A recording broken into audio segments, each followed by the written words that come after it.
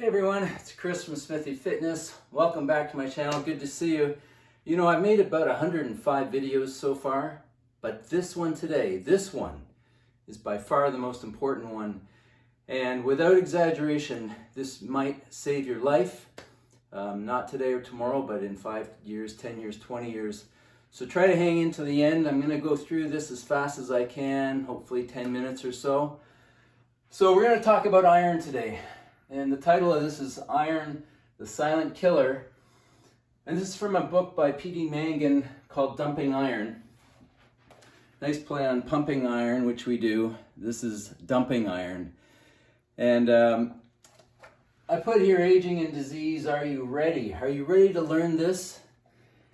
And I'll tell you, I wasn't at first. It took me a year or two. I'd heard a little echo here and there on Twitter about why you should have lower iron and why you should donate blood. We'll talk about that a lot during the course of this. But I wasn't quite ready to absorb the information. And then about 3 months ago, I bought the book, and then it sat on my shelf for 6 weeks, 8 weeks. And finally, I opened it, and boy, did it open my eyes. So let's go through some of the important salient parts. Remember, I'm just a guy on the internet. I read a book. I want to share the knowledge with you. I want us to be strong and healthy and amazing and well into old age. And I think this is a key component. In fact, I'm going to say that if you're eating properly and you're working out regularly and you're not drinking a lot of alcohol and you don't smoke, but you don't take control of your iron, it might all be for naught. It's crazy. So let's talk about it. So excess iron in the body causes or exacerbates all these diseases: cancer, heart disease, diabetes, obesity, sarcopenia, which is basically when you're losing all your muscle mass, Alzheimer's and Parkinson's, osteoporosis, liver and kidney disease, macular degeneration, and gout, and pretty much all diseases seem to have some connection. The higher your iron is, the greater the probability that you will come down with these diseases. And there's been quite a few studies done on it, and we'll go over some of those as well. So why do we have this excess, though? It doesn't seem to make sense. The human body is amazing. We tend to be able to regulate our systems very, very well. But what happened is that iron in the old days, in the evolutionary times, thousands of years ago, iron was very difficult for man to get into his system, man and woman, to get into their systems. And therefore, anytime you got some iron in you, the body learned to hold on to it. And hold on to it for dear life, because if you're very, very low on iron, that's a huge problem too. But nowadays, it's so easy to get our iron that we are way elevated. So what happened is that we're holding this iron, and then over time, we keep accumulating more and more iron in the system. And the levels keep going higher and higher and higher and higher. And really, it's very difficult to get rid of it, except through blood donation. There's a few other ways, but they're not nearly as effective. Anyway, I don't want to get ahead of myself. So over time, we've got way too much iron, and it's everywhere now. Food is fortified, your shreddies in the morning. I can remember growing up and it was all, it's iron fortified, as if this is a great thing. If you're taking a multi, they almost all have iron in them. Some of them have copper as well. P.D. Mangan recommends not taking a multi, and I've stopped for sure. No more multis. Doctors are ignorant of iron. It's sort of a new thing that's come to light over the past 20 years or so. Few doctors out there, a few labs have done the work, and Mangan put it together with great number of studies to show that there's a huge correlation between the high iron and disease, and he goes into great detail about how that happens. So the doctors are ignorant of it, and we'll see that in a little while when we see the range of ferritin, which is the measurement of iron in your system. But I don't want to get ahead again. So let's go through a few of the studies. If you have high ferritin, you're going to have a lot of disease. And it affects men much more than women. In fact, by age 45, a man will have 4 times more iron than women. And it's because of the menstrual cycle. Women are lucky, you girls are lucky, I know you don't look at it that way, but you've been able to shed the excess iron every month for all your life up until menopause, up until age 45 or whatever. And of course, us guys were holding on to it. Now, in the old days, there would be battles and cuts and scrapes, and life was tough, so bleeding happened, and there would be a little bit of bloodletting just through normal life, but also we didn't live as long, and it didn't become as much of a problem as now. It's sort of it's the disease of old age is really caused by this high iron. So here's a study done. This is the Copenhagen City Heart Study. They've measured ferritin. If it's greater than 600, it's nanograms per milliliter, but just don't worry about that. If your ferritin's greater than 600, the median age is 55 years old. In other words, you're dead by 55. If your ferritin's a little lower, 400 to 599, you'll make it to 72 on average. 200 to 399, you'll make it to 76. If it's less than 200, you'll make it to 79. Now, this study didn't go any lower. They didn't go, well, what if you're less than 100, or what if you're less than 50? But Mangan says, he's got his level should be around 50 somewhere. If we got that low, that's when we start looking at 100 years old or thereabouts. Now, that's a bit of speculation on my part, but I have a reason for that, and we'll get to that in a few minutes. So that's one study. Second one was the Taiwan study. Men at the high end of the range had 3 times the cancer than men at the low end of the range. So let's talk about the range. Here's your normal ferritin range as dictated or suggested by the Mayo Clinic. So for women, it's a measurement of 11 to 307. And for men, it's 24 to 336. Now, this is a ridiculously wide range. And they call it normal because they take the iron levels of 10,000 people and they come up with this vast range, but it's not optimal. It's just kind of the normal range. So if you came in with a 300 level, your doctor would say, oh, you're fine, you're within the range, it's no problem. They probably won't flag it until you're 350, 400, maybe even 500, which is a very high level. So you can't just depend on your doctor to tell you about it. The doctors just really aren't aware of this. They've kind of believed that cholesterol is the big problem with heart disease, and it almost seems as though cancer is just caused by luck or bad luck. But again, these studies are indicating that the high iron is a real problem. Now, I've read the book. I spent, 20 hours over this past weekend going through it and making notes. And there's a lot of science that talks about the free iron in the system that binds to other molecules and causes free radicals and big problems, okay? So I won't get into the science. I think I just butchered that a little bit. But again, read the book and get all the details. So here we go, 11 to 307 for women, 24 to 336 for men. Mangan says ideal for women would be 20 to 40, and for men would be 50 to 70, but you could actually be a bit lower here. You just don't want to get so low that you're anemic. But that's really tough to do to get to that anemic level. So really the low iron almost never happens in our society, and yet we're still fortifying food. I think a lot of bread, I think it's even a law that it's fortified with iron. So it's really a bad problem for us, and we just keep adding iron to our systems.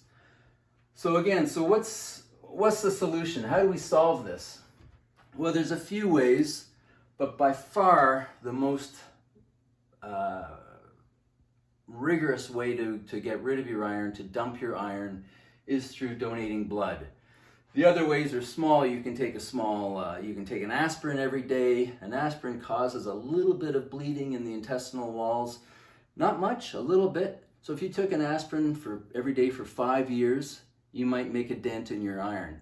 But that's a pretty slow motion and not all that effective. There haven't been a lot of studies on it, so we don't really know.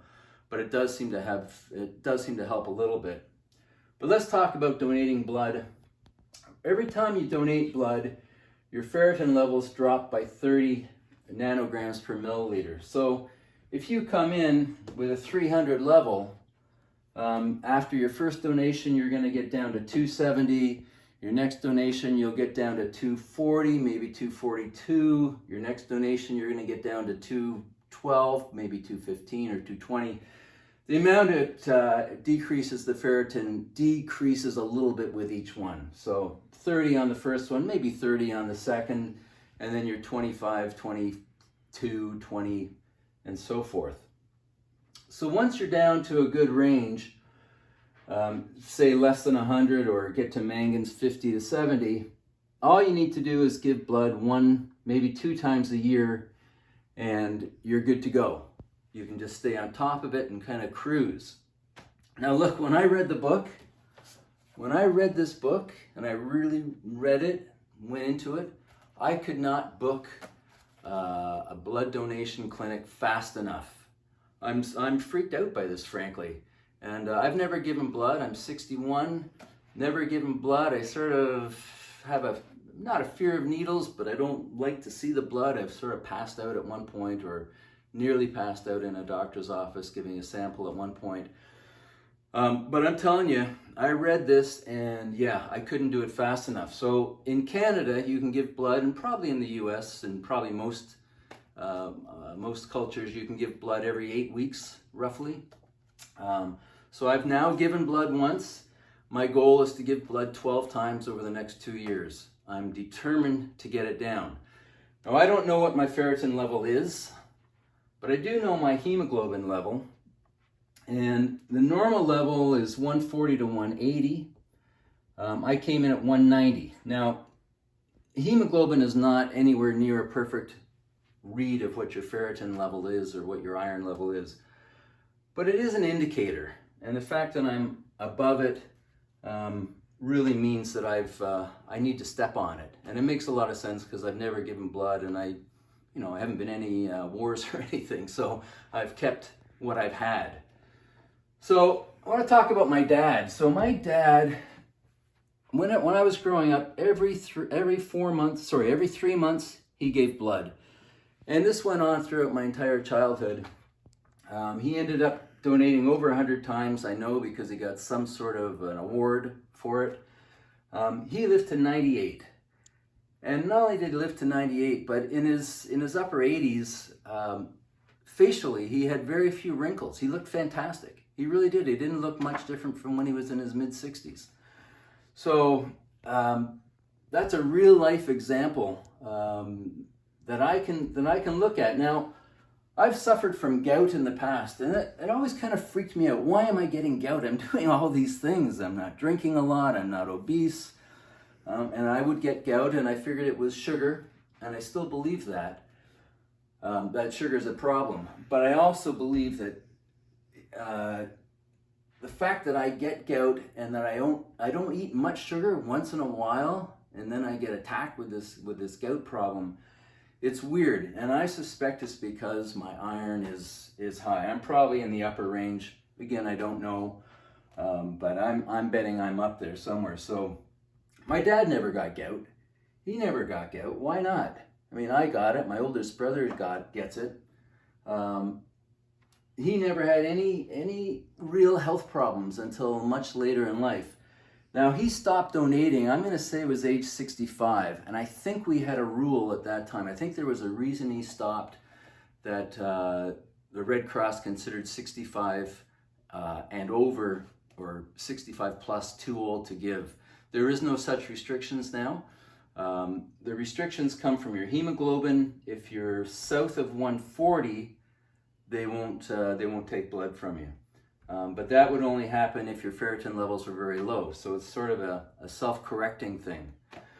So that's my real life example. In Mangan's book, he talks about this guy from Florida who's given blood 315 times. He's 78 now. He's been giving between 4 and 6 times a year since he was 18. I have not seen his picture. He's 78. Mangan says he looks fabulously healthy, looks much younger, looks like a guy in his 60s. And that's what we're talking about, this aging thing. Now, I haven't really talked about that a lot, but they figured that wrinkles come from too much iron, that your gray hair, my gray hair, comes from too much iron. So, I mean, this iron is this silent killer, and we really need to get after it and work on that problem. So, my experience, I had my first donation about a week ago. It took about a month to find a place that was open and not too far from my house. You have to book it, especially with COVID. It's an extra thing. I was nervous, but I was excited because, like I said, I'm anxious to dump blood or to dump iron. And I went in. The people were great. I went from station to station. You have to answer some questions to make sure you haven't been overseas or you haven't had any kind of disease in the last couple of years. So you go through all the questions. Then they take your hemoglobin level. All that is a pinprick in the finger. And so you'll bleed a little bit right here. They'll swab it, put the swab in a machine, and it will spit out your hemoglobin. So again, I was high. High is okay, low is a problem. From there, I was taken to the nurse, very friendly, happy lady. You lay down, and 3, 2, 1. You get a little prick. It's in the big vein. This vein right here is where they got me, and she goes 3, 2, 1. You feel something. It's not much. It's a little something, but it's over. And then away you go. So there's a little fiddling around, but 5 minutes of fiddling around, then you get punctured, and then for me the bleed time was 12 minutes. So you're just sitting in a chair, and I felt nothing. I mean, I'm not looking at it particularly, especially at the beginning, and then you do, and it's nothing. I'm fiddling with my phone. The nurse is singing. I mean, it was quite funny. It was a nice experience. They made me stay for 5 minutes after. Couldn't leave the chair that I gave blood in. They just wanted to make sure I was okay. And then they pushed me to the door and said, there's some snacks over there. You get something if you want. Wait around 5 or 10 minutes before you go. I felt fine. I just left. I grabbed a water and left. The snacks are funny. There's some Oreos and some pretzels and other crap. So it wasn't even any fruit there, but I was grateful for the water, and that was it. They do tell you to make sure you've eaten during the day. That's a really good idea, and that you drink lots of water during the day so that you've got volume in your system, and it's done. So, I hope you've hung in to the end of this. This is a huge thing. Buy the book, read it, and I think it can really change your life. I think the last 20 years of your life can be dramatically improved by giving iron. Now, I've got no deal with PD Mangan. I mean, I know him on Twitter. He's a good guy. I respect him, and I listen to what he has to say. He's got other books out there, very knowledgeable. But I don't have a link to an Amazon store or anything. I just think that this is an overlooked way to make sure we stay on top of our health. So look, I'm blabbing a bit now.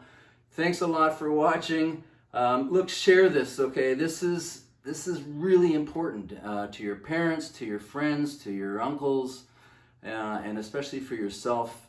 Let's get on top of it. And of course, it's a win-win. I haven't even talked about that. You imagine the person who's getting my blood. They're gonna do great, and it'd be the same with your blood. We can really make a difference. So again, thanks for watching. Share it around.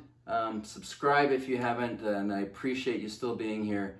And I will see you in the next one.